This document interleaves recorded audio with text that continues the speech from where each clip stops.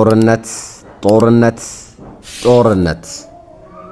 ዓለም በባሩድ ጭስ ስትታፈን ምድር በጩኸት ስትናወጥና መጠለያ የሚሆን ቦታ ሲጠፋ የት ነው የሚንሸሸው?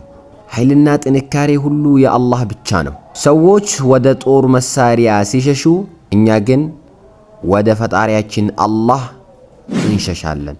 ምክንያቱም ከእርሱ ሌላ መጠጊያ የለም። በጦርነትና በጭንቅ ጊዜ ራሳችሁን ለአላህ ዝቅ አድርጉ። ትዕቢት የጥፋት መጀመሪያ ነው። ትህትና ግን የአላህን እርዳታ ያመጣል። በጦርነት ምክንያት የተራቡትን አብሉ፣ የተጠሙትን አጠጡ። ያላችሁን ለሌላው በማካፈል ወደ አላህ ተጠጉ። ሰደቃ መከራን ትመልሳለችና ወደ አላህ ሽሹ። አላሁ ስብሓነሁ ወተዓላ ምን ይላል? ፈፊሩ ኢለላህ ኢኒ ለኩም ሚንሁ ነዚሩን ሙቢን። ወደ አላህ ሽሹ ይላል።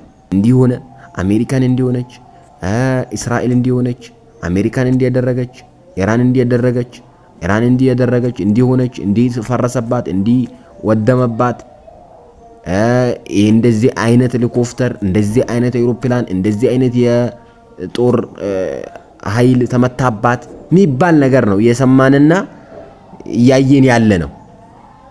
በዛን ጊዜ የኛ መፍትያችን ምንድነው? ወዴት ነው የምንሄደው? ማንን ነው ምን ለምነው? አላህን ብቻና ብቻ ነው።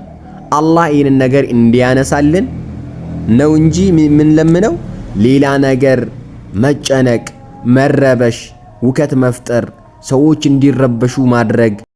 ሐቅን ተናገር፣ በስርዓት ተንቀሳቀስ፣ ውቀት ተላብሰህ ሂድ፣ አላህን ፍራ፣ እውነተኛ ሁን፣ ለሰው ክፋት አታስብ፣ ቃልህን ጠብቅ፣ አማናህን ተዋጣ፣ አላህን ተገዛ፣ ሽርክ ይቅርብህ፣ ቢድዓ ይቅርብህ፣ ለሰዎች ቅን አስብ፣ ሰዎች አትመቃኝ፣ አትኩራ፣ በራስህ አትገረም፣ የበላይ ራስን አታድርግ፣ ተዋዱ አድርግ። ያን ጊዜ እዝ ታገኛለህ። هذا والله أعلم.